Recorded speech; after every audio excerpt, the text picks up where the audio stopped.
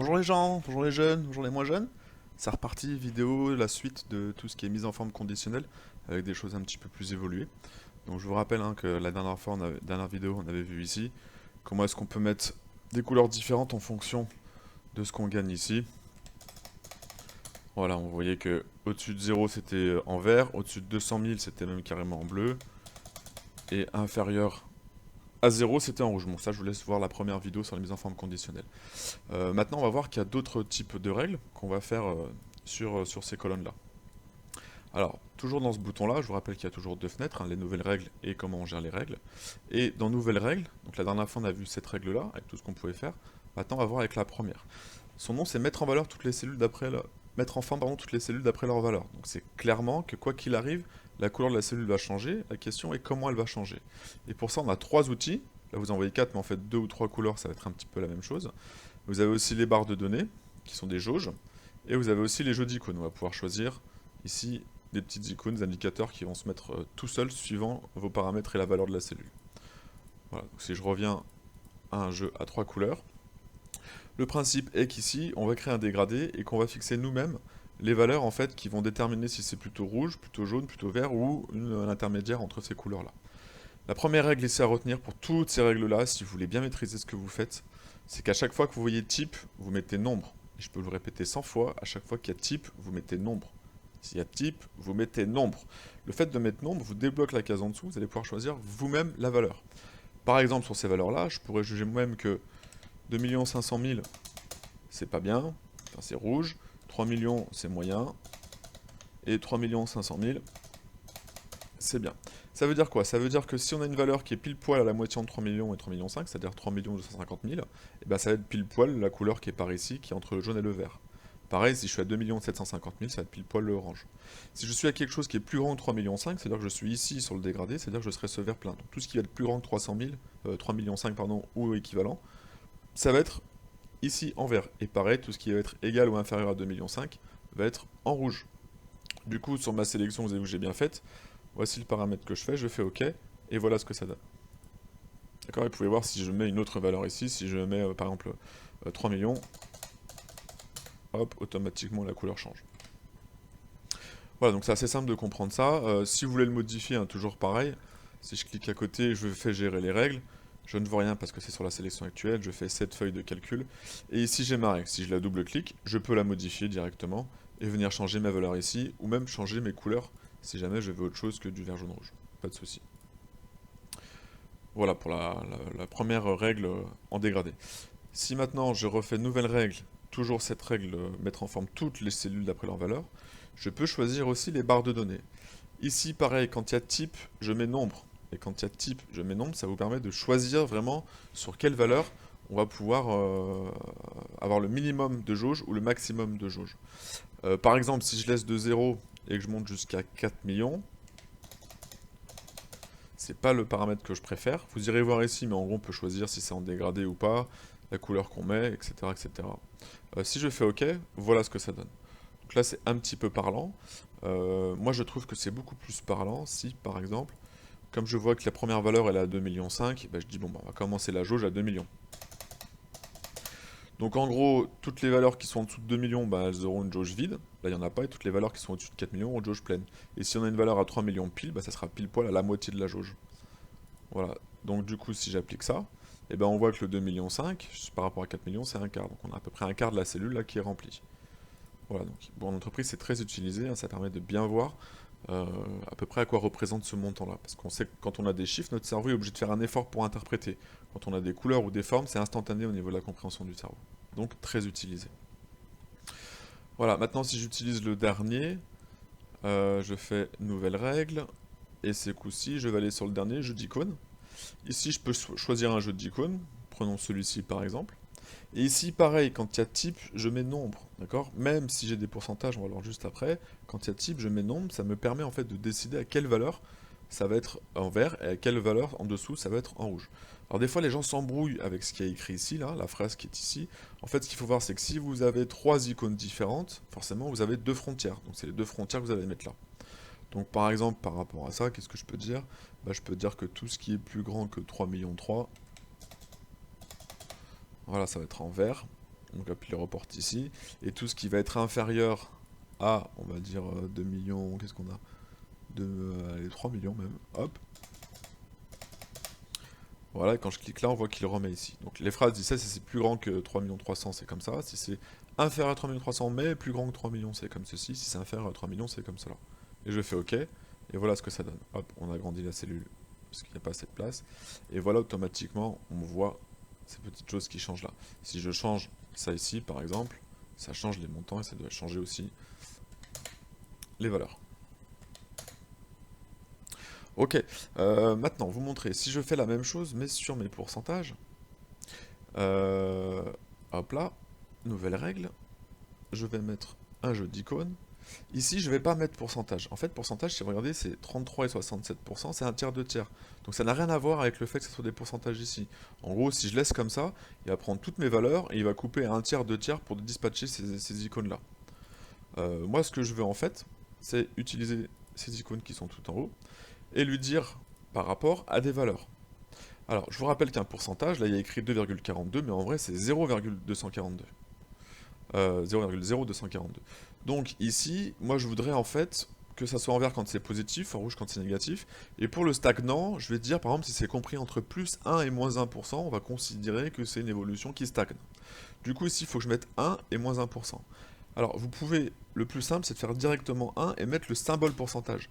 Comme ça quand vous cliquez à côté, lui il a converti avec le 0,01. Vous pouvez aussi le faire avec le clavier, mais attention, si vous prenez le point qui est juste avec vos chiffres sur le pavé numérique, en fait, vous avez vu, ça fait un point, ça fait pas une virgule. Ce qui fait que quand je valide, et ben en fait, il le prend pas en compte. D'accord? Voire des fois, il met un message pour dire erreur. En fait, il a fait ça comme du texte. Donc, c'est pour ça que je vous conseille soit de faire avec la virgule qui est directement sur votre clavier à côté du point d'interrogation, soit sinon de faire moins 1%, et là, avec le pourcent, lui, il va traduire ça tout seul, quoi. Et donc, si je fais ça, ça veut bien dire que la flèche comme ça, elle est entre moins 1 et plus 1%. Hop, et j'applique, et voilà ce que ça donne. D'accord? Donc vous voyez bien que quand c'est jaune, c'est que c'est compris entre 1 et moins 1%. Les rouges sont pour les négatifs inférieurs à moins 1%, et tout ce qui est vert est supérieur à 1%. Voilà. Un petit dernier pour la route, pour vous montrer aussi, si je fais des jauges avec des valeurs négatives, ce qu'on n'avait pas tout à l'heure, pardon, hop là, donc barre de données, et donc toujours type, je mets nombre, type, je mets nombre, ok, et là, donc à moi un petit peu de jauger, je vais regarder, bon, il y a un gros moins 309, mais bon, il est un peu tout seul, donc je vais faire partir à moins 200 000, et je vais aller jusqu'à plus 300 000. Allez, c'est très arbitraire, hein, à vous de faire vos tests, voir ce qui correspond le mieux à ce que vous cherchez. Moins 200 000, plus 300 000. Je vois ici qu'il y a un bouton pour paramétrer tout ce qui est négatif. Donc il me dit que quand c'est une valeur négative, la jauge va se remplir en rouge. Ça me va très bien. Et puis pour l'axe, il me dit que ça sera automatiquement, il va se mettre au bon endroit. Et avec une couleur d'axe noire, ça me va. Mais du coup, comme les négatifs vont être en rouge, je propose de mettre les positifs en vert. Et du coup, quand je valide ça, voilà ce qui se passe. Voilà, donc très pratique, toutes ces règles qu'on a ici. Voilà, donc je pense qu'avec ceci, si vous refaites la vidéo, vous allez pouvoir bien tester, d'accord, et bien voir tout ce qu'on a dans ce type de règles, d'accord. Vous vous rappelez qu'on trouve ici dans la première règle avec tous ces boutons-là. Ok. Du coup, maintenant qu'on a fait le tour sur l'autre vidéo sur ces règles-là, et maintenant c'est là, franchement, je pense qu'on a fait le tour à 95% de ce que vous allez utiliser dans votre quotidien après. Mais c'est intéressant de voir comme qu'il y a d'autres règles ici, qui sont plus gadgets, mais qui peuvent être utiles quand même. Par exemple, celle-ci, on voit que ça permet d'appliquer une mise en forme spécifique, toujours, d'accord, mais à soit au haut du panier, soit au fond du panier. Donc à la crème ou pas, quoi. Donc si on fait les premiers, par exemple, sur une grande échelle de valeur, par exemple, si je prends toutes mes ventes là, imaginons que j'en ai beaucoup, voilà, comme ceci, je peux tout à fait lui dire, nouvelle règle, et ben ce que tu fais, c'est que les 10 premiers, ou les 5 premiers, ou les temps premiers, ou même en proportion les temps de pourcents, imaginez que j'ai 10 000 valeurs, je peux dire, bah sur moi les 1%, les plus, je sais pas quoi, les plus grands. Et si je fais les derniers, ça sera les plus petits. Voilà, suivant la valeur qui est à l'intérieur, etc.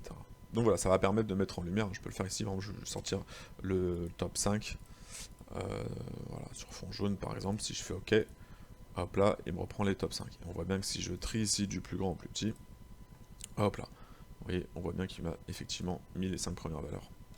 CTRL Z. Ok.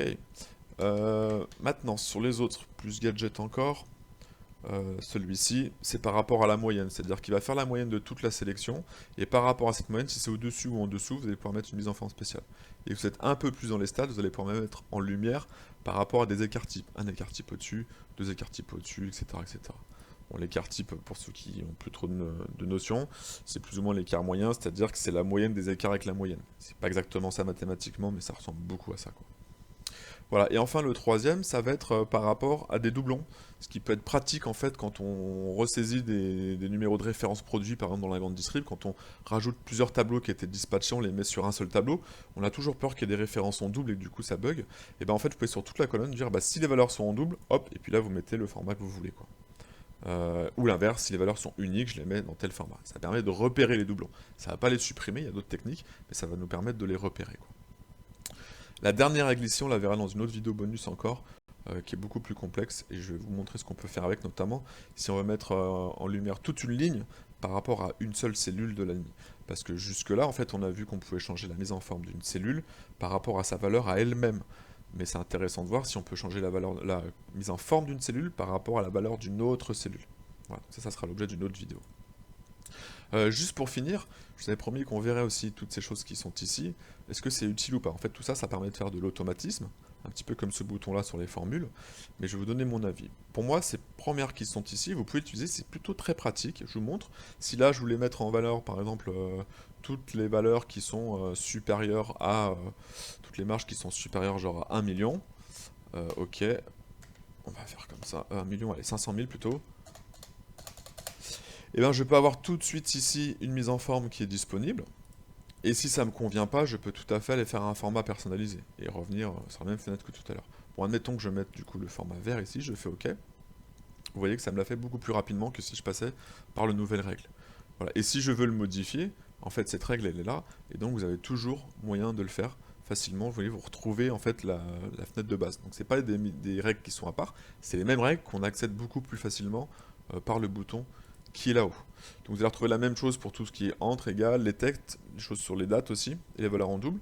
Et ici, pour tout ce qui était un peu gadget, vous retrouvez aussi des raccourcis très rapides pour mettre en valeur rapidement les pourcentages, les 10 premiers pourcents, les 10 derniers, les valeurs, etc., etc. Vous irez faire le tour par vous-même. En ce qui concerne les autres qui sont ici, moi perso, je les pratique pas trop, j'en ai un peu peur. Parce qu'en fait, quand vous faites ça, par exemple, si je fais des barres de données, allez hop, comme ça, en fait, on ne choisit pas du tout les valeurs, vous savez. En fait, on va voir, il met tout seul. Il met valeur inférieure et valeur supérieure, en général. Donc en gros, ce qu'il dit là, c'est qu'il prend la plus petite valeur, il dit que c'est le bas de la jauge, et il prend la plus grande valeur, c'est le haut de la jauge. Mais comme on a une valeur à 9 millions qui est énorme, bah du coup, tous les autres paraissent rikiki. Donc parfois, ça tombe bien par rapport à ce que vous voulez faire. Moi, en l'occurrence ici, j'ai l'impression de ne pas maîtriser ce qui est bien rempli ou pas rempli, donc je les utilise pas. Et c'est pareil pour tous les autres qui sont là, c'est-à-dire qu'en gros, il va mettre en variable, en nombre en fait, en type, pardon, il va pas mettre nombre, il va mettre ce qu'il veut un petit peu. Donc à la limite, vous pouvez le faire pour ensuite paramétrer par vous-même. Moi, perso, je ne l'utilise pas. Maintenant que vous savez comment ça marche, c'est à vous de voir. Voilà, pour pouvoir supprimer des règles, vous avez remarqué, notamment celle-là, elle ne me plaît pas, je ne veux même pas la modifier, je veux la supprimer. Je peux ici faire effacer les règles de la sélection, ou toute la feuille, ou sur le tableau, parce qu'on est sur un tableau de données. Voilà, vous pouvez aussi, quand vous êtes dans gérer les règles, hein, je vous rappelle ici, cliquer sur la règle, faire supprimer, ici ou au clavier, et ça fonctionne. Voilà, tas de tous les gens, c'est fini pour cette vidéo.